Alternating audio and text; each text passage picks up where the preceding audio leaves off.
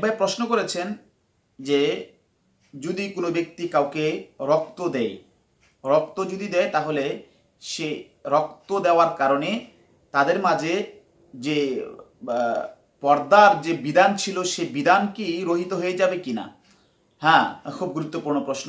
দেখেন, আমরা জানি যে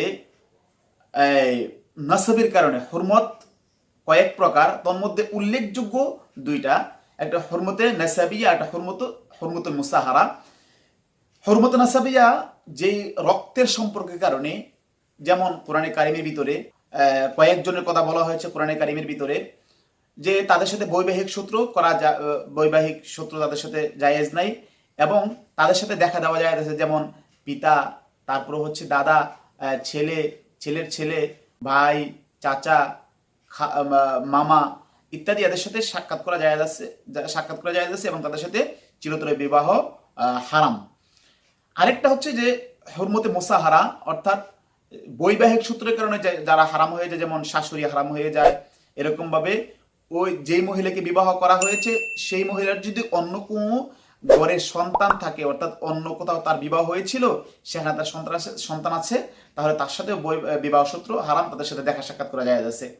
আরেকটা হচ্ছে এই রাদাআতের মাধ্যমে, অর্থাৎ দুগ্ধ পান করার মাধ্যমে হুরমত, অর্থাৎ যদি কোনো ব্যক্তি কাউকে, কোনো মহিলাকে দুধ পান করায়, কোনো মেয়েকে দুধ পান করায়, তাহলে সেই মেয়ের জন্য যেই মহিলা দুধ পান করিয়েছে তার ছেলে এবং তার যে স্বামী আছে তার জন্য হারাম হয়ে যায়। আল্লাহ হাবিব সাল্লাল্লাহু আলাইহি ওয়াসাল্লাম বলেছেন যে ইয়াহরুমু মিনার রাদাই মা ইয়াহরুমু মিনান নাসাবি, অর্থাৎ নসবের কারণে, রক্তের সম্পর্কের কারণে যাদের সাথে বৈবাহিক সূত্র হারাম হয়ে যায়, ঠিক দুগ্ধ পান করার কারণেও তাদের সাথে বৈবাহিক সূত্র হারাম হয়ে যায়। সম্মানিত দর্শক শ্রোতা, এখন আসা যাক আমাদের মূল আলোচনার দিকে, যে রক্ত যদি কোনো ব্যক্তি কাউকে ব্লাড দেয়, তাহলে সেই ব্লাড দেওয়ার কারণে তাদের মাঝে হুরমতের সম্পর্ক হবে কিনা, মুহাররামাতের সম্পর্ক হবে কিনা। আসলে প্রকৃতপক্ষে ব্লাড যেটা আছে, সে ব্লাড দেওয়ার কারণে তাদের সাথে যাকে ব্লাড দিল এবং যে ব্লাড গ্রহণ করলো তাদের মাঝে হুরমতের সম্পর্ক হবে না।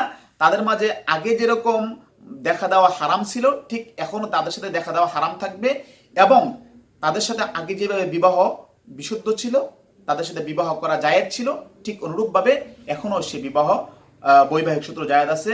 কারণ রক্ত দেওয়ার কারণে তার সাথে নসবের সম্পর্ক হয় না, তার সাথে হুরমতে মুসাহারার সম্পর্ক হয় না, তার সাথে হুরমতে রাদা অর্থাৎ দুগ্ধ পান করার যে বিধান তার সাথে প্রযোজ্য হয় না।